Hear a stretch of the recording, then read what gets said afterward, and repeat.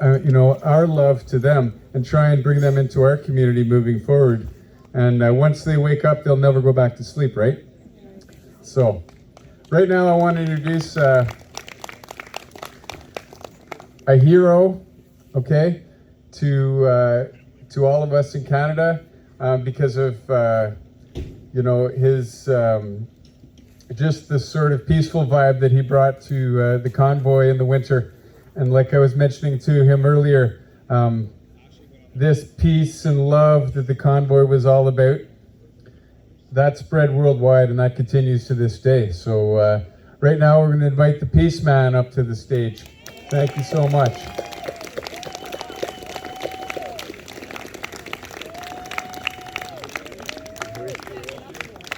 Thanks so much for coming. I'm short. I'm not as big as you've seen me downtown in the winter, eh? After you take off 7 layers. First of all, I want to say I'm honored and proud to be here. Oh.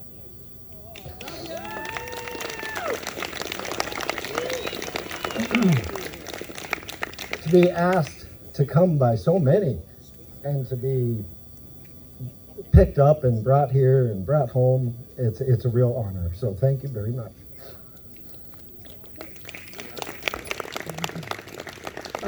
I'll explain something first of all before I start. I have a bit of a medical condition that affects my emotions. So sometimes I have to pause, and I'll just do that if I need to, okay? So my name is Dana Lee Melfi, Dana-Lee Melfi. I was named Peace-Man from the people, did not name myself. I did coin the Peace-Man because that's what was available for sale online. And Peace-Man was actually very popular. So Peace-Man it is. Please go to Peace-Man.ca. You will see many videos from Ottawa, from all over, many different streamers. My site is set up the way it is to show the truth.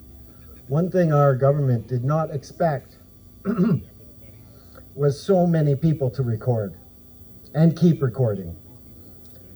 One proof that you know that the media is not representing Canadians properly is, do you see them here?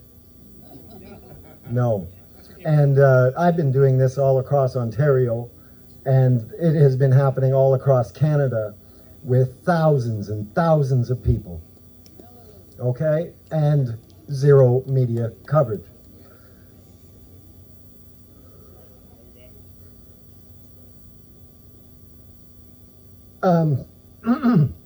So I went to Ottawa with intention and thought and planning. I am not just a guy that stood there for 25 days in peace that got arrested for standing in peace. Absolutely ridiculous. I'm not supposed to speak in public. I have to be careful on what I say because of those charges, but I refuse to be silenced.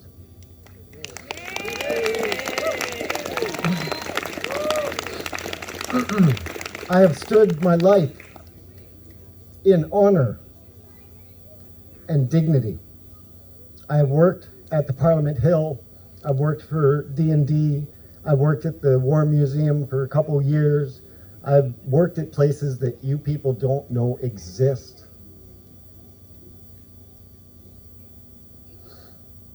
I don't have to prove my honor. In Ottawa, before Ottawa, I decided to record a statement before I left in my cottage. Nobody has seen that recording yet. It will come out very soon. I actually predicted a lot of this, and I knew that illegal tactics would be used against us because of the hate speech that our Prime Minister was saying on national television.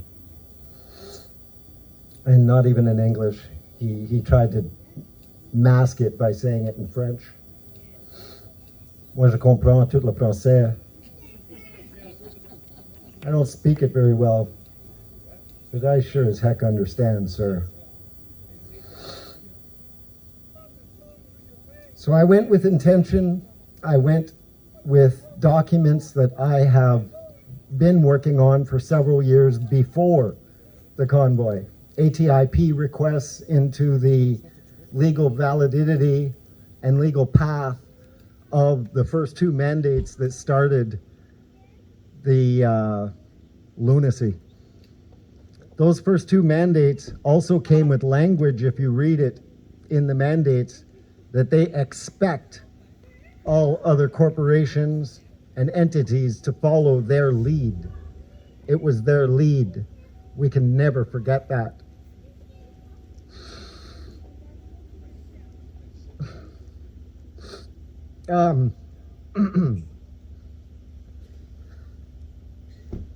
So I went with cameras on my head. I went with minus 50 gear on. I went with 2 weeks of rations in my bag and a blanket and a tarp. And for the first 6 days, I almost froze to death, man. I slept underneath that tarp. I got frostbite, and I was not prepared. I'm a bushman. My father, the one thing he always says to his friends that he is proud about is that he can drop his children anywhere in the world with a can of beans and a knife, and they will survive. And that is true about me.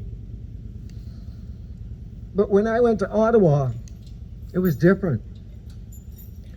These people knew that we were coming. They had zero sanitation ready. They had zero. They were not ready. They were not prepared, and they had no answers if people came up to them. I recorded it. I spoke to them. I recorded 45 hours of them on that silly looking camera that was on my head, with intention, with planning. I did not go there just to stand until I got arrested. I knew that was going to happen. I went there to hold them accountable afterwards. And that's exactly what I'm doing.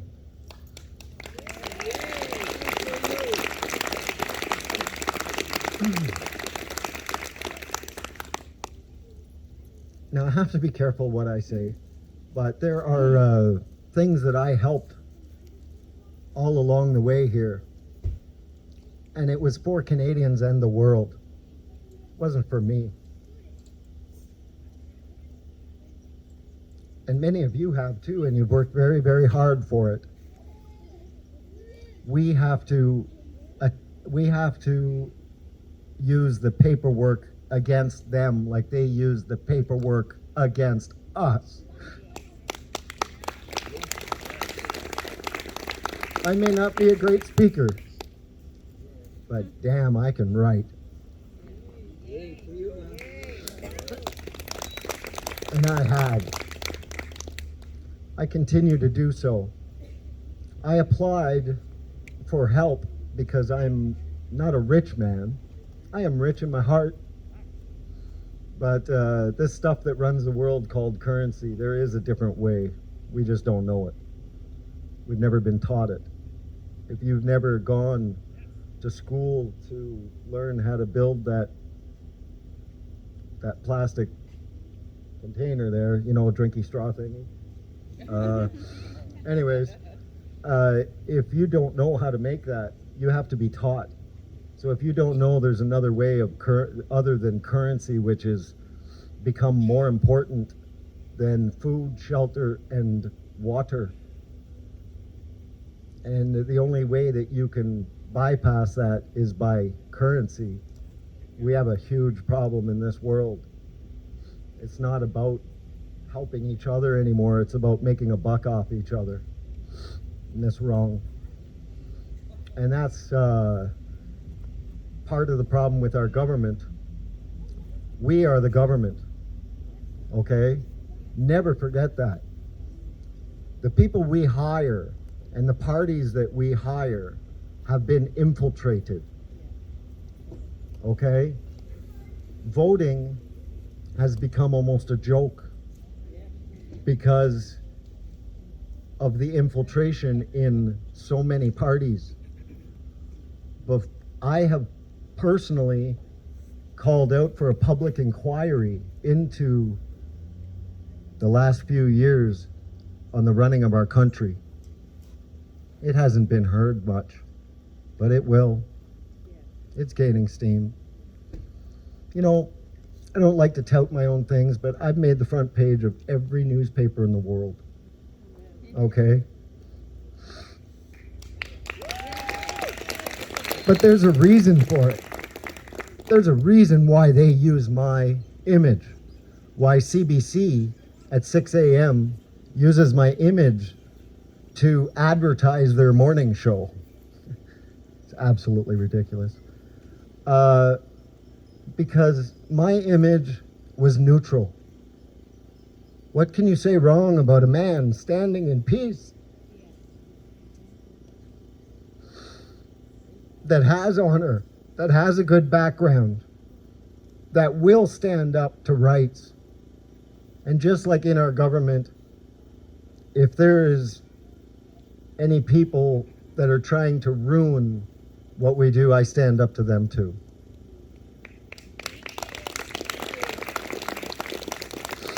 Because if I didn't, it's my name on the line. It's my reputation. It's your reputation. It's everybody that shows up to these. Reputation. We don't want to be looked like as a joke. So we need to beat them in the paperwork. We need to act dignified. And yeah, a couple of the things that I held, like the KOA and stuff, I was a bit strict. Yeah, heck yeah, I was. That is a family park. And we asked for very simple instructions. So respect the truckers, respect the people's property that you're being asked to come to, and respect your community and your country. I love you all.